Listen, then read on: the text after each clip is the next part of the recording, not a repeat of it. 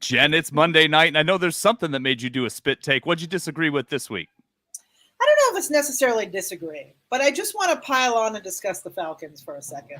Oh boy. So they're out here just collecting mediocre wide receivers. I mean, let's talk. So, okay, this offseason they added Auden Tate. Sure, whatever. This past week, they now have Brian Edwards and Geronimo Allison all in the mix. Yeah. I just find that intriguing. I mean, there were plenty of free agents that were available at one point this offseason, and they just kind of waited, and now they're just collecting randoms that are left off the scrap pile. You top that off with the fact they have a really brutal opening stretch to start the season.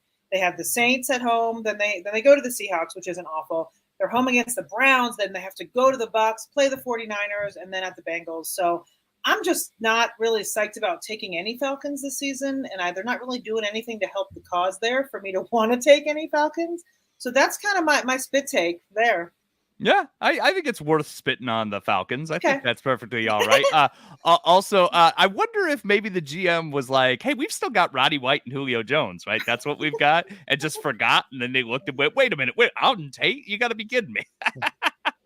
But that's okay. We can all be upset about the Falcons and the entire state of their fantasy weapons. But for now, let's get to the show.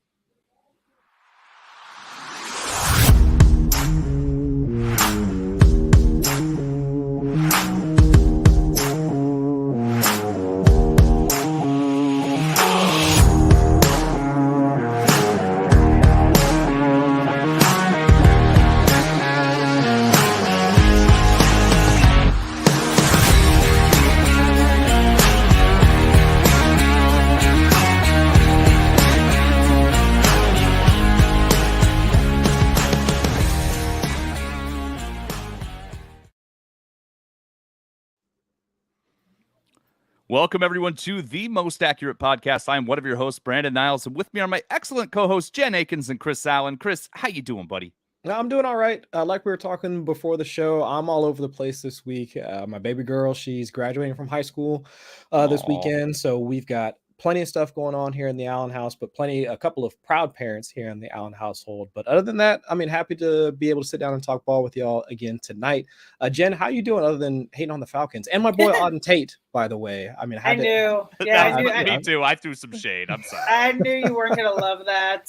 No, I am good. I actually, speaking of children, I let my son take a hooky day today, and we went to the like petting zoo type aquarium thing that they have here, which is really cool. Right. So we got to pet a wallaby and hang out with a toucan and do all kinds of cool stuff. So not football related, but I'm doing well. Brandon, what are you up to? I'm doing pretty good. Don't pet the shark. I've learned that when you go to the petting zoo aquarium and they've got the big shark and they say, put your hand in the water. It's a trick. Don't do it. You will lose your arm. That's just just my own personal experience. So if you'd like to gain an arm, and an arm being of money, of course, then go play some best ball on Underdog, and you can go and get some early best ball action with a promo we have right now. You deposit $10 in a new Underdog account, get a deposit bonus match, and a 4-for-4 pro subscription. Just under 4-for-4. That's 4FOR4 in the promo code box. Before we get to stat of the week, I want to talk a little bit about Jerry Jeudy. Not a whole lot going on with that. We don't know a ton, but we know he was arrested for second-degree criminal tampering. And this is, according to CBS, it indicates interference with another person's property with intent to cause injury. So that's something. And apparently it has like a domestic violence enhancer, and it's a misdemeanor. But now I'm seeing that the accuser has asked the judge to drop it. I don't know what's going on. Y'all are drafting. Chris, is this affecting how you're drafting Jeudy? Has there been a dip? Are we buying it, or do we care? I think shortly after the news broke, I did see in a couple of drafts just like a slight dip, just because nobody really knew what to do with it. I, like most other folks, saw the DV portion of it, and then that's the thing that you kind of key in on. It's just, oh my goodness, like what is the situation? Hopefully everything's okay, and what more can we know about it? But just now hearing or getting more details out of the situation, doesn't look like this is going to have a major fantasy impact. Real life, I mean, we'll wait and see what all is going to happen afterwards. But from that standpoint, it does seem like most of this is going to, again, blow over from a fantasy perspective. So however I was valuing Jerry Jeudy beforehand, I was essentially taking him at ADP. I have no issues with taking him slightly ahead of that if you want to reach maybe a few spots ahead. But yeah, I think I still would be, he would be one of the guys that I want to target in the Denver offense for sure. Excellent. Jen, any reservations about Jeudy in light of this news?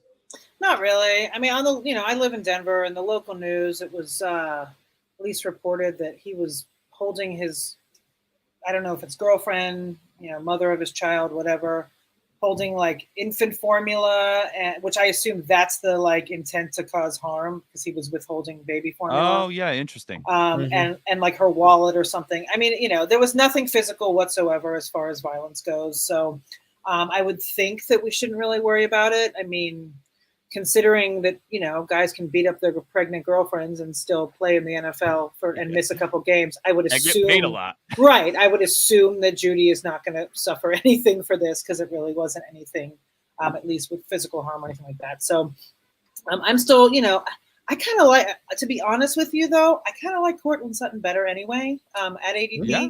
I feel like Jeudy, he was a great prospect coming out, and we were all excited about him. But so far, he hasn't really panned out fantasy-wise. Now, granted, he hasn't had a good quarterback yet, so I guess we'll see what happens there. But I kind of like Sutton better if we're just comparing the both of them. You don't really have to pay for Sutton, which is nice. Last year you had to pay for him, so this year not so much, which is really, really interesting.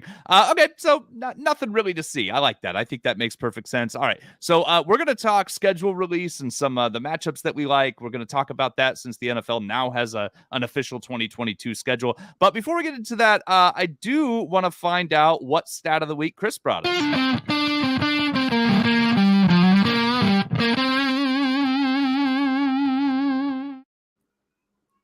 All right, so I think later on to today's show, we're going to be talking about like quarterback pairings and just like how quarterbacks in fantasy can be valued. And just to kind of help set the stage for that, I wanted to at least take a look back at the 2021 season and see what types of quarterbacks actually made up the top 12 in fantasy scoring. And of course, we got the same guys like the Josh Allens, the Justin Herberts and all that, mostly the rushing guys like we typically wanted to see. But if we look at the top 12 in its totality, it actually had the fewest number of rushing quarterbacks or quarterbacks that were either in the top 12 for either rushing yards or rushing touchdowns since like 2017. Over the past 4 years, it's been like overwhelmingly like rushing quarterbacks. I mean, Konami code just all over the place, like from Kyler Murray, like when he joined the league, Lamar Jackson, Josh Allen.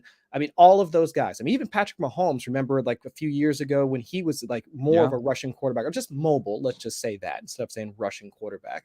And so it's been like 8 of the top 12 or 10 of the top 12 have been in the have been rushing or mobile quarterbacks, guys that we can rely on to get both passing touchdowns and rushing touchdowns.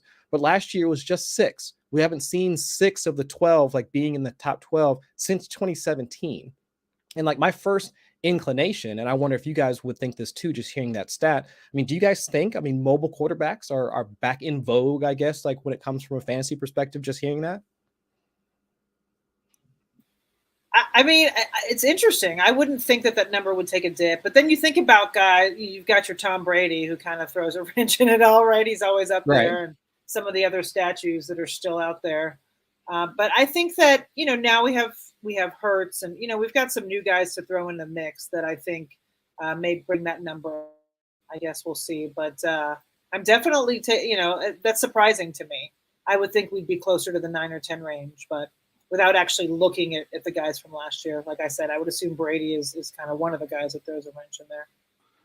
I wonder, was that fantasy points per game or total fantasy points? Total fantasy points. Like if you look at fantasy points per game, like Lamar Jackson still crept up in there since like he missed a number of games because of illness and whatnot. But yeah, just looking at total fantasy points over the season. Yeah, just 6 of the 12, which was kind of interesting to me. I wonder, we had Matt Stafford, right? Was Burrow in that top 12? Yep, Burrow was in that top 12. And that was kind of the thing that made me, I don't know, kind of pump the brakes on the whole idea that we should be targeting. I mean, we should try and take quarterbacks that are in good situations, regardless of if they're mobile or not. But Jen hit the nail on the head earlier, saying like Tom Brady was in there. I mean, Tom Brady at 44 years of age, throwing for 5,300 plus yards like last season. We had both Super Bowl quarterbacks on the list in the top 12 last year too, in Matt Stafford and Joe Burrow, not Mm-hmm. either of them being incredibly mobile as well. I mean, Aaron Rodgers is in there. So again, still not incredibly mobile. He did get a few rushing touchdowns last year, but we're talking about the MVP from last year as well. I mean, these are four of the six non-mobile quarterbacks that made the top 12 last year. And just think about the heights that they had to attain in order to get into the top 12. You're talking about an MVP, 2 Super Bowl quarterbacks, and arguably the greatest quarterback of all time. It's that incredible. encompasses like 3/4 of the list, like right there. So I don't know. I mean, I think this year with Lamar Jackson theoretically coming back with a vengeance, and assuming he's going to make it like all, full 17, 18 game season and whatever the case may be. I mean, we might see Kyler Murray and that Arizona Cardinals offense come back. So there are a couple of guys that I think last year got knocked out because of injury scheduling and whatever the case may be. So I don't know. I think there is a chance that we might see there's that number Dak kind of too. revert back. Yeah, and Dak as well. Yeah. So I think there's a Jalen chance Hurts coming on. Last year was kind of the first year we didn't have Cam, right? Yeah. Last year was didn't have Cam. I guess we had a little Cam, but a little bit. Hadn't had the full Cams probably since 2019. Been a little while. While since we had the full. No, that's interesting. I would expect that number goes back up a little bit this year, but that's just my guess with Hurts and Murray, the guys you mentioned, and Dak. But that's interesting. I'm shocked because it's a trend I would expect to continue to go even more leaning Konami code. I would expect that. Agree. And I think it makes the case for a lot of the guys that people are drafting in best ball in like the middle-ish rounds, because you still see Aaron Rodgers kind of go there. Matt Stafford is probably like the QB 13, 14, somewhere in there. And I'm sure we'll get to it once we get into the best ball discussion.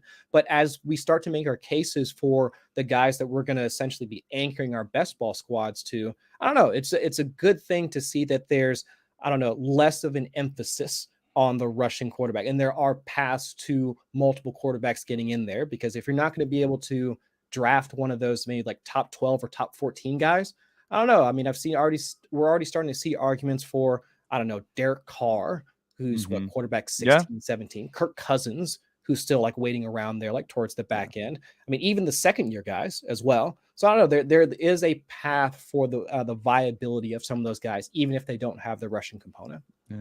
Jen, do you think it has anything to do with the like massive influx of wide receiver talent the last couple years? I don't know, maybe. I mean, I can't imagine that hurts the cause, right? I mean, you've got a lot more weapons just in the league in general. You've got, teams wide receiver 4s that are actually scoring fantasy points and actually advancing in Best Ball Mania 3.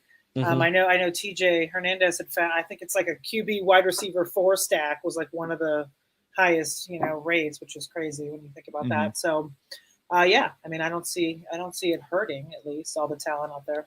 Oh, so from what I just heard, you guys are saying Auden Tate would be a good draft pick then, is what you guys are telling me. That was elite. If he actually was in a situation where he had a quarterback that we could trust. Right. In all the leagues that you and I are in together, Chris, I recommend you jump on Tate early. Get Tate early, just to make sure you can get him. Yeah. Top 5 rounds, I'm saying. That's what I think. Oh, okay. Well, maybe that might be a little too rich for me, but I'll think about it. Let's talk schedule. The schedule was released. I do want to point out TJ Hernandez has an article which I am going to put a banner up for if I can figure out how to do it. Luckily, I am here, but sadly, our wonderful Sal is under the weather and is not here doing this. So we'll see. I believe in you, Brandon. You can do it. We'll see if I can figure out how to do that. But hey, there we go. Look hey, at it. You got it. There's TJ's article. I'll leave that up there for just a few minutes here, and we'll put it in the show notes as well. He really looked at the late season matchups and best ball targets and people you really want to take a look at. So building off of that, let's start with you, Jen. When the schedule gets released and you're evaluating best ball, what are you looking at as far as actionable advice? Well, so TJ's article goes over week 17, which is the final round of Best Ball Mania. But for me, I mean, at least one thing that I'm going to look at also, week 14 is the last week to advance. So it's like, if I like to look at both, but I think we can't overlook week 14, because if you have a push the last week, you might at least advance and then get your money back kind of thing and go to the next, the next round. So I kind of looked. Do you want to go over? Because I looked at week 14. I've got some guys. Are we doing that now, or did you just want general strategy? No, I think absolutely. I would love some week 14 targets that you're kind of looking at now that the schedule's out and as we're drafting right now. Yeah, absolutely. Okay, cool. Yeah. So I looked. So basically, if you want to, make kind of that final push to advance, because sometimes you're in, second or third slot and you only need, you're behind by 30. And if you can kind of, so I looked at a couple games that, at least right now in May, look like they could be shootouts or games that possibly these guys will score a lot. And obviously, I'm not going to talk about obvious guys that you're going to take that are there anyway. But so in week 14, you've got Broncos Chiefs, which they actually play again in week 17, which TJ goes over that in his article. But week 14, you got Broncos Chiefs, which, those divisional games, especially in the AFC West, they're always going to be shootouts. And now that Russell's in town, I feel like this could be. So I think there's guys like Sky Moore. His ADP right now is 82. Marquez Valdez-Scantling, he's at 108, a late 9th rounder. You got Melvin Gordon right now. His ADP is 113. He's a 10th rounder. I feel he's like kind of a steal, isn't he? Possibly. Right I think that's gonna go up, but I think people are so into Javonte Williams, they're kind of forgetting that Gordon's not gonna just go away. And then you got Tim Patrick there too, who's got an ADP of 135. And then if you switch over to the Broncos side of things, so I guess I did do that already. A lot of people are going after Alberto, which he still is pretty cheap. He's a 12th rounder. But I just wrote an article this morning on the rookie tight end, Greg Dulcich. Yes, Dulcich. And I think he's one of those guys that could be. Well, first of all, Alberto has a tendency to get hurt, right? I know injury prone is not a real thing. However, he's played 18 games in 2 seasons, so it is a thing for him. I think that right now he's free. I mean, he's 18th round. He's a guy that you can just grab at the end. And aside from the scheduling, he may have those random 2 weeks where he scores 2 touchdowns, each week. And then in week 14, towards the end of the season against the Chiefs, he may be, a random guy that could go off if Alberto gets hurt or if, they do 2 tight end sets or whatever. So he's kind of a guy that I think is a good late round flyer.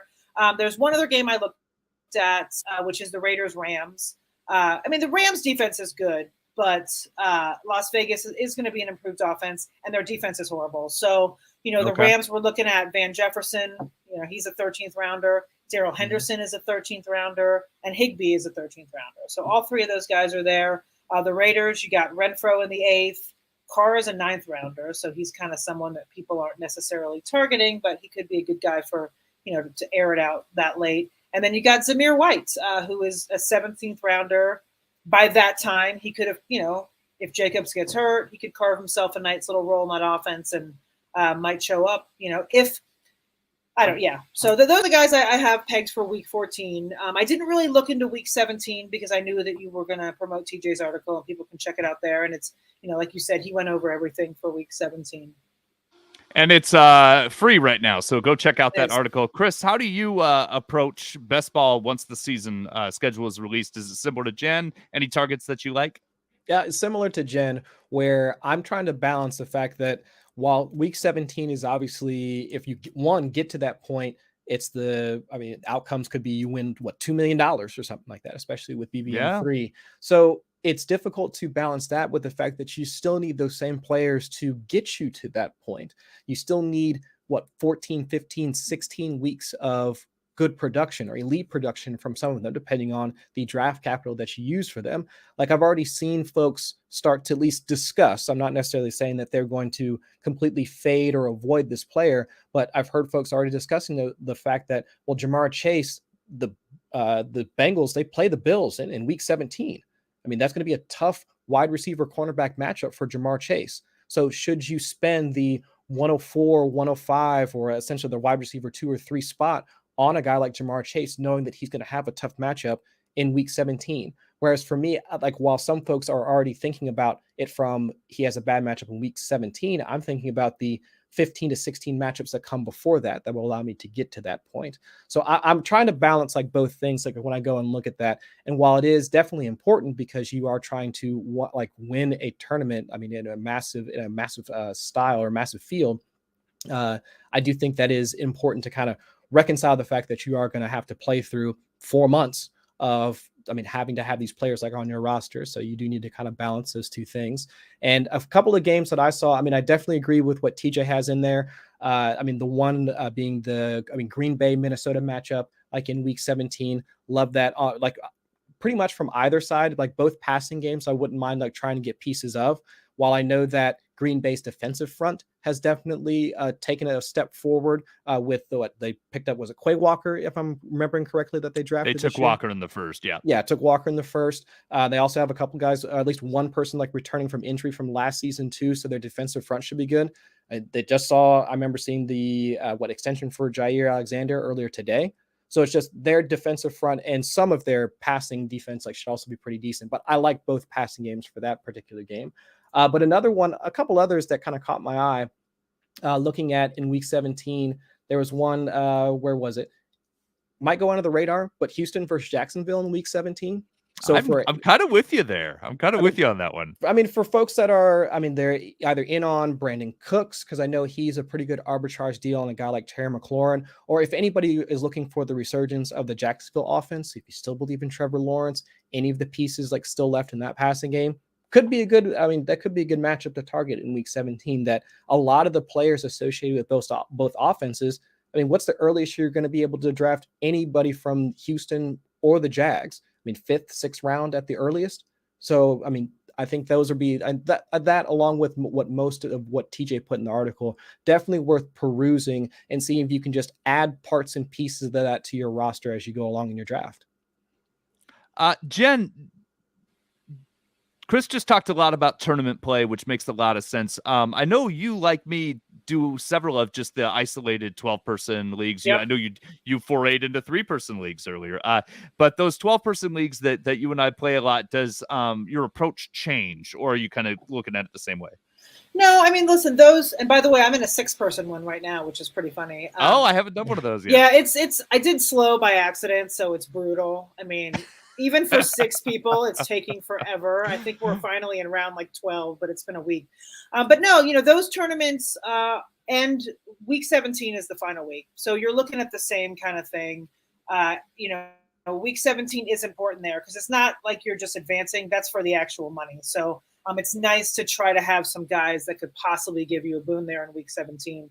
Because like I said, you can be maybe 20 points out of first place and have a couple guys that are going to, have better matchups or be able to kind of put you over the edge. So I don't know that I put too much into it. But if I'm deciding between a couple players, or I'll go into the draft with a short list, okay, make sure you kind of check on these guys because they'll be week 17. They could be your week 17 hero and give you that edge.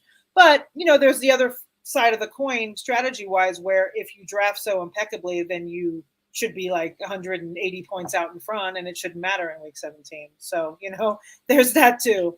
But I think that, it's worth paying attention to. I wouldn't base your entire draft strategy in any of those 3, 6, 12 team regular leagues on, around week 17, but it is something to kind of look at.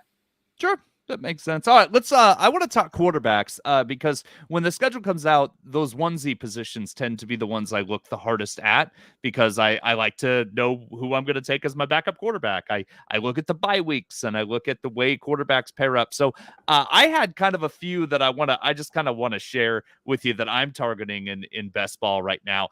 When I go early, and when I go early on quarterback, it's Josh Allen or Patrick Mahomes. That's kind of those are the only guys I'm looking at. And mostly when I say or Patrick Mahomes, I mostly mean Josh Allen. When I'm taking him early 3rd round, and no one will ever confuse me with a Patriots fan or a Mac Jones supporter in general. He seems like a good kid, but I'm not big on him fantasy wise in general. But he's available in the 16th round, and if you go early at quarterback, the last thing you want to do is invest a lot of quarterback capital. Now, I know there's a lot of studies that show that win rates are pretty high when you're going, when you take quarterback 5 and 6 or whatever the case may be. But when I take one in the 3rd round, I like to wait as long as possible. Mac Jones, 16th round. On Josh Allen's bye week, he's facing Chicago, who was 19th in AFPA last year. And that's adjusted fantasy points allowed for 4's metric. The defense probably will take a step back because that they lost players. The defense doesn't look like it's on the upswing. And then those cold spots that that Buffalo's got, week 3 in Miami, week 11 in Cleveland. Those are weeks that Mac Jones faces Baltimore and the Jets. And those two both were very, very low ranking in AFPA last year against quarterbacks, and could be shootouts, could be the types of games that they need to throw. So if you need a quarterback pair up in best ball and you're investing early in someone like Josh Allen, try Mac Jones. Try him out. My Mahomes pair was Matt Ryan, who you can get in the 14th round. Similar bye week, he faces Washington. Cold spots against Buffalo and 2 against Denver. He's got Jacksonville and the Giants. So it's good. Good pairing, and those are kind of my targets as I'm doing that. Chris, I know you always have your thumb placed right on the quarterback position and kind of getting an idea of how you want to approach it. Anyone stand out to you? Any pairings that you were looking at?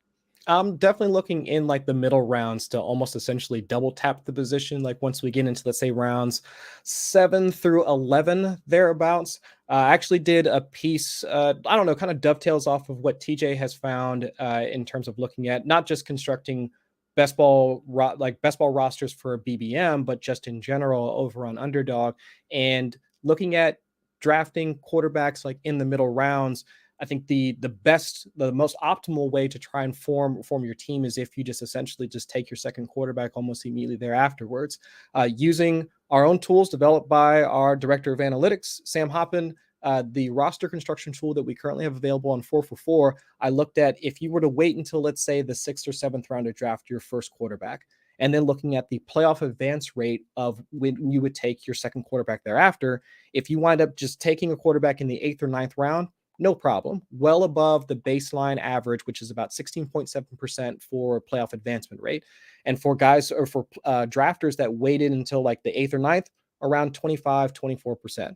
But if you continue to wait until the end of the middle rounds, so like the 10th, 11th, 12th round, it actually drops to around 16 to 17%. So it is actually advantageous for you to go ahead and just hit your quarterbacks like almost right at like one right after the other. So let's say like Jalen Hurts and Aaron Rodgers would be an almost excellent quarterback pairing. Well, especially given the archetype of quarterbacks that I'm talking about, but also bye weeks also don't mess each other up, so on and so forth. And we also talked about I have that exact pairing right here. Yeah, Green Bay having the good week Hurts. 17. Yeah, that's the perfect way to try and look at it. But even with like the early round stuff, I mean, going early and then taking another guy towards the middle rounds as well. I mean, that also allows you to have not just the access to a ceiling with your early round quarterback with sustained production, like across the rest of the season as well.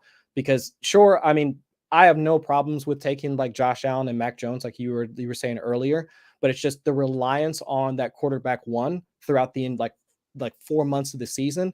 You are expecting nothing but like top 3 or essentially top 3 performances for a majority of that quarterback one season, which I mean, might not always be the case. You might get Kyler Murray or Lamar Jackson from 2021. I will say that when you take a quarterback in the 3rd round, if you don't get that, you're kind of already screwed. Yeah. So it's just that, but going in that route and trying to like pair them with a middle round guy. So like I said, like a Jalen Hurts or like, insert name here, it at least offers you like some sustainability so that if that does happen to occur, at least you are somewhat protected in that sense. And there are other ways to try and mitigate some of the risk in taking a quarterback early, but we'll get into that later. But I think those are the kind of pairings that I'm trying to look for, being able to build a strong roster early within like the first, 4, 5, 6 rounds, and then trying to just like hit the position, just like 1, 2, whether it's, like I said, Jalen Hurts, Aaron Rodgers is probably the gold standard. I mean, but I'm sure everybody will probably love that stack as well. So I'll try and find a couple other guys I can take at about the same price range. Sure. Keep in mind, right in that area, Russell Wilson, Dak Prescott, Deshaun Watson, Trey Lance, all those guys, same bye week. Just keep that in mind. Jen, do you have a different thought? I know you mentioned you've got Rodgers and Hurts. Do you have any other quarterback pairings you're eyeing? I do. Like you mentioned, if you do go early, which I assume that Justin Herbert kind of qualifies as early. I don't know what his actual ADP is right now, but I think he's like right in the middle. Yeah, I've been seeing him in the 3rd. So, okay. So Justin Herbert has a pretty good start, right? He has Vegas and Kansas City, which is not great to start. But then he has a 7-week stretch that features the Texans, Jags, Falcons, Seahawks, and Browns. So he's got a really good start. pair him with one Kirk Cousins, who has a ridiculously easy late. He finishes with Jets, Lions, Giants, and then even a bonus Week 18 Bears if you go that late. So I think that's kind of a pairing that I don't think a lot of people are clamoring to draft Kirk Cousins. But at the same time, if you grab Herbert and then, you don't wait till the bare bottom Mac Jones tier, but you go one up and you grab Cousins, and I think you're kind of set there. Yeah, I like that. You get Cousins in round 11. He pairs up nicely with Herbert. Also pairs up nicely with some of those other, fifth, sixth round quarterbacks as well. I love that. Bargain. If you do want to bargain shop, I did want to bring up, I'm going to talk about Mac Jones again a little bit, but I really like, if you want to just straight up bargain shop at the quarterback position, Tua Tagovailoa is available around 11. Mac is 16, and other guys that are right in there. If I go bargain shopping, I'm going to take 3 quarterbacks for sure. I'll often take 3 anyway, but I will definitely take 3 if I'm bargain shopping. Trevor Lawrence has Washington and Houston on the weeks that Miami and New England I can't are do off. it. Yeah, but you can get him late, like both of I know. he's in the 13th round. So, I'm going to have best ball squads with Tua, Lawrence, and Mac. Zach Wilson also, Baltimore and Seattle on those weeks that Tua and Mac have buys. So both of those guys available in round 3. A lot of my 3 quarterback stacks when I'm going bargain shopping involve Tua and Lawrence, Mac, Zach, something like that. I'm just kind of cranking out the AFC East. That's how I'm doing when I'm bargain shopping. Right. Chris, any super late targets that you're after? I mean, for the type of production profile that I'm looking for, like for the late round guys, it really are like those guys that we just don't know what to do with. And I think you laid out the perfect case for like Tua Tagovailoa. I mean, any of those guys that we just don't know how to value them. But other guys that might fit that vein as well. I mean, Daniel Jones, Matt Ryan, to be quite honest. I mean, Matt Ryan cranked out 4 games, if I remember correctly, of 300 plus yards and 3 touchdowns just last season. I mean, he arguably gets a better wide receiver core, definitely a better offensive line. So he's a good target. Also, Carson Wentz. I mean, for all of his faults in real life, in real football, he wasn't a horrific fantasy quarterback at specific moments in time last year, enough to cobble together at least a few, top 12 weeks, which really, if you're pairing them with a early round quarterback, that's really all you need, or just maybe 4 or 5 or like top 12 production, or finishes out of a late round guy. In a study that I had done for the piece that I've got up on the site right now, I mean, those types of guys, because Ben Roethlisberger made the list of late round quarterbacks that were above the baseline playoff advancement rate just last year. I mean, Ben Roethlisberger. I mean, so if he can do that, I mean, and he only had 3 top 12 performances and 1 top 6 performance. So if that's really the baseline for what we do, and Carson Wentz made the same list last year. So, I mean, if those are the types of guys that can at least help give you that push into the playoffs, we should be able to target those same types of guys this year too. It's interesting with Wentz because Wentz, if he threw the ball less than 30 times in a game, he usually put up, quality fringe quarterback fantasy numbers because he'd usually get a couple touchdowns. He wasn't throwing picks. His completion rate was pretty high. If he had to throw more than 30, 35 times, it was a mess. He was throwing picks. Yeah. Or just shovel passes that turned into pick sixes or something like that. Yeah, it was just a complete disaster. Jen, did you have any other quarterback thoughts, or can I move to running back? I'm scared to even say it. I have one more. All right. It feels really gross, but we're Jared talking. Goff? No, but actually, I do like Jared Goff though. But that's not even because we're just talking basic schedule. That's what this episode is about. So straight up schedule. Justin Fields. Mm-hmm. He has a really good start. Texans, Giants, Vikings, Commanders. I mean, I feel like desperation, right? But I feel like if you're going to throw a dart, he may start out hot and then fade, or he may just suck. But I think that he at least has the schedule to put him in the conversation. Why not? You never know what that new coaching staff is going to do. I'm excited. I want that kid to succeed. I want him to succeed so bad. Mm-hmm. All right, let's talk running backs. I wanted to kind of talk about, big discrepancies in schedules. So I've got one I'm going to throw out there. I'm watching J.K. Dobbins a lot because you look at his early schedule. He's got Baltimore. He's with Baltimore. He's up against Miami, New England, Buffalo, Cincinnati. So just a brutal first part of the year schedule, might be in a timeshare, might not get in the end zone very much. So if he struggles out the gate, I'm going to target to try to trade for him after about week 5, because week 14 and 17, he gets Pittsburgh, who was last in rushing yards allowed per game last year. And then he gets week 16 against Atlanta, which is probably going to be a mess defensively. So I could see Dobbins being someone who struggles out the gate and blows up later. And then on the flip side of that, Joe Mixon's someone I'm going to try to trade away around midseason, because he opens against Pittsburgh, Dallas, the Jets, has a great schedule. And then, he finishes against Tennessee, Kansas City, Cleveland, Tampa, New England, and Buffalo. So that's your playoffs right there. This terrible, terrible schedule against teams that will probably put up points against the Bengals. So Mixon, obviously always going to be a good player. I'm not going to sit him, but if I can trade him mid-season for a really, really good haul, I'm going to be very open to doing that based on the schedule, and I might draft him accordingly based on that. Chris, any thoughts on how you approach the running back going into the season? Anything stand out to you? Yeah, a couple of things that I was doing like earlier today was just taking the NFL schedule and then pairing the teams against their pass and rush efficiency numbers from last season. Of course, you need to caveat some of that with like injuries and if some units improved because of what they did in the draft, like so on and so forth. There's some context involved, but at least that's the baseline. But a couple of teams, at least that look like they might have, or at least one team that looks like it might have a tough start. Leonard Fournette with Tampa Bay. I mean, it started off against Dallas, got New Orleans, Green Bay with their upgraded defensive front, and then also they've got Kansas City, who, I mean, while their defensive front might not be that great, but I mean, just more of a up tempo type of game, assuming Kansas City is still up to being like, Patrick Mahomes is still Patrick Mahomes of old. So at least that might be at least a slightly tough schedule. I mean, at least they've got 2 matchups up there where both of their defensive units were top 3 in defensive DVOA last year, according to Football Outsiders. The Rams in a similar situation. They got Buffalo, Arizona, San Francisco, like within the first month of the season as well. So if you're a Cam Akers truther, or even just a Darrell Henderson like person as well, I mean, the first month might be a little bit difficult. So, I mean, that's just something that I'm considering, like when looking at like the early starts. But for guys like Austin Eckler, I mean, the Chargers got a pretty solid schedule to open the season. They do. I mean, Vegas, Kansas City, Jacksonville, Houston.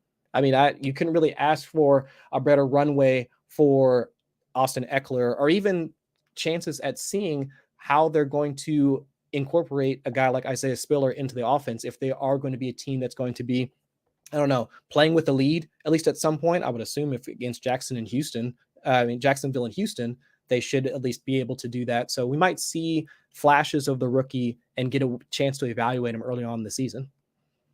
And the defense should be better too. So I think they'll keep some of those games a little closer, right with what you're saying. I agree. Mm-hmm. Jen, any running backs stand out for you after looking at the schedule? Yeah, I kind of went in the other direction, and I looked at guys with good starts and good ends. Nice. So one guy I found, and we've talked about him a lot on the show, is one Miles Sanders. The Eagles start out week 1. They're at the Lions. Week 2, home Monday night against the Vikings. So that'll be interesting. Then they got Commanders, Jags, and Cardinals. All defenses are in the lower half of the league ranking wise, and Miles right now is ADP of 84. So he's a guy that's going to have a hot start. And then on the flip side, someone that could potentially have a good end. I'm not. He's a polarizing guy, and that would be Saquon Barkley. I understand people are in, people are out. Mm-hmm. However, the Giants, after their Week 9 bye, they get the Texans, the Lions. Then they have a 7-game stretch that has 5 division games, which includes Washington twice, and they're the NFC East, so we know what that's all about. So, Barkley is definitely a bargain, I guess, at this point, and it's a matter of whether you believe in his health, whether you believe in him, whether you believe in the O-line, all of that. But he is kind of a sneaky guy that could, maybe not in redraft, maybe for best ball, if you want to, invest in him, he might be someone that could help you out at the end of the season with those easy matchups. They finally got a tackle too. Evan Neal should be an instant plug and play guy. Should help that run game. Should help the pass game. I kind of like that. I kind of dig that. Also, James Robinson, Travis Etienne. I'm just looking right now. Week 16 and 17 against the Jets in Houston. We talked about. Chris talked about the Jacksonville Houston game at the end of the season, I might throw some bones at Robinson and ETN. And Miles Sanders in my 4 running back builds in best ball is my favorite RB3, my absolute favorite RB3 right now based on ADP. I like that. Yeah, and I guess one more point to go back to like our early conversation, since you just brought up the Jacksonville-Houston game. One thing that I don't think goes really like all that much discussed in Best Ball Mania strategy is just the requirement for or not the requirement, but say like creating a unique roster, because that's the other thing that a lot of folks like you need to have, like, because you need to be able to differentiate from the field. And so while TJ's article lays out just, I mean, good targets, I mean, good matchups, but how many folks are going to read that, and how many folks are going to key in on the same matchups?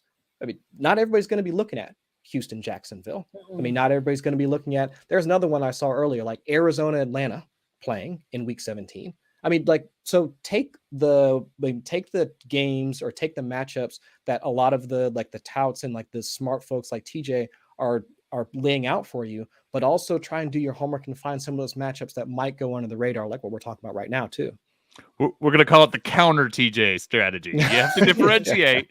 Everyone's going to read TJ. You got to counter TJ. That's what you got. But then also listen to T-Map and then add that. That's the super secret. Yeah, that's it. Yeah, that's absolutely the case. I got to stop drafting Christian Kirk, Chris. I just keep drafting Christian Kirk. Why are you drafting Christian Kirk? Because he's always there really late. Like that's what he's just always there. He's always there. And I'm like, I think he's going to win somebody $2 million. I mean, Jacksonville, Houston, week 17. Like in redraft, I'm going to be less excited about him. But we're going to have to fire up the All-Stars again, Brandon.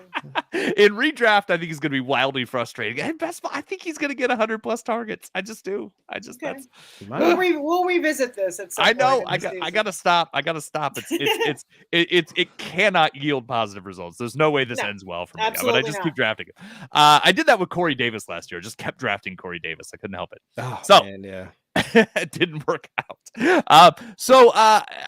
Jen, one thing I take in redraft, I take my defense strategy from you, which is I stream throughout the year, but I always draft somebody with an early nice schedule that's available in the last or second to last round in my redraft.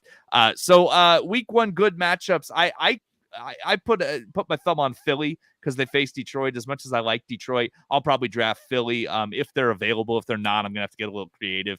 But that's kind of who I'm going. What are you doing with defenses looking at the schedule? Yeah, I mean, I'm right there with you. You know, I think that I always draft a defense and a kicker that have a solid week 1 matchup.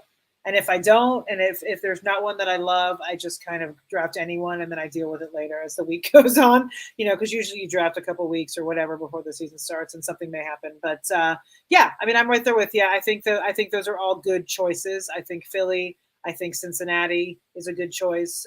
And then, of course, you know, you've got Washington against Jacksonville, or vice versa, really. You could take either one of those defenses against the other. So I think that those are probably good ones to start with.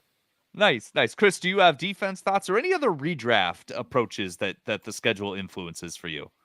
Philly was definitely on my list. They got Detroit and then Minnesota like the following week. So, I mean, if there's definitely offensive line concerns like for Minnesota right now. So Kirk Cousins is always good for a fumble or, you know, boneheaded interception or two.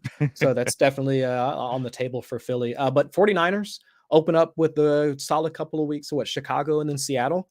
The first couple of weeks. So if you are looking for, you know, a few sacks, maybe a couple of turnovers there. I mean, the 49ers are definitely a team that can generate some turnovers for you to start the season for sure. Excellent. And that's all I've got on schedule. Jen, do you have any other schedule thoughts? Anything from redraft, best ball, or just fandom, whatever the case may be? Any other schedule thoughts before we go? No, I mean, I think that we'll probably, I would assume, kind of reconvene later on once, you know, and go over, you know, AFPA and all that kind of stuff when we get closer and look at, you know, really get into the schedule and really get into guys we're looking at in redraft once training camp. So, you know, once we get more of an idea of kind of what's going on. But I think for now, I mean, I feel like we covered a lot. I think we covered enough for people to kind of, you know, get into those underdog lobbies and at least have some ideas of what, you know, things to do. Excellent. Chris, any final thoughts before we go? Well, I looked over the schedule, looked at what Cincinnati's got on the docket, and I'm just going to say it right now. We're going back, baby. We're going to make it back. we're going back to at least division champs this year. I count at least 9 wins. No for the Super Bowl Bengals. hangover in Cincinnati. No Super Bowl Bowl. hangover. We're going back. All right, playoff bound, baby. Then Joe Burrow, Joey B's going to take us back. Lyle Collins, his protector. The bodyguard. I mean, they've got it all for this year. I don't care about Joe Mixon's schedule. He's going to be a good key piece, but we got Jamar, we got everybody else. I see 9 wins on it. We're going to make it. I love it. Absolutely. Cincinnati going all the way. I'm rooting for it too, man. I love these Bengals. These Bengals are fun. Thank you so much, Chris and Jen. Always a pleasure. Don't forget to if I could speak. Listeners, don't forget to subscribe to this podcast. You can follow us on Twitter at The Monday Mommy, at Chris Allen FFWX, and at 2 Guys Brandon. Thanks so much for checking us out and have a good day.